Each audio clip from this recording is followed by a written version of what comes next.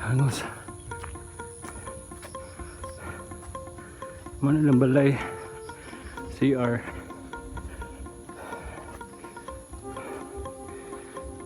Suta.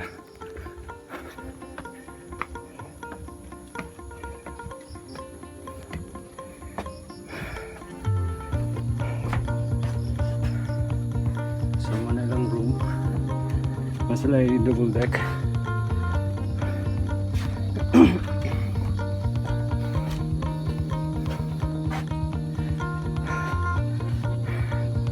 CR. Whew.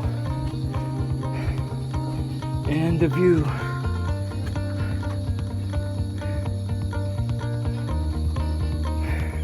Na mga hamak, na sugaan, na swing, na duha ka bay kubo for camping. Pwede po daw mag-camping dire.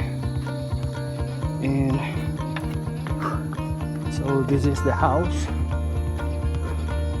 May mga hamak guys.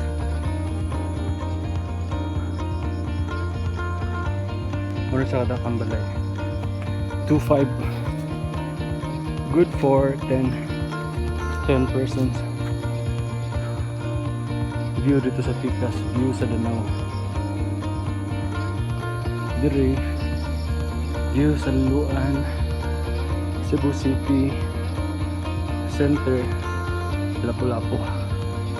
Look, nagpag address yung photo tapos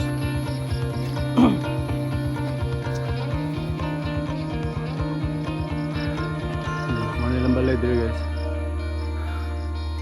Pwede rata maka-chill dire, magbutang og hapin and then chill, inom-inom, istorya, barkada. So right there. So muna siya guys.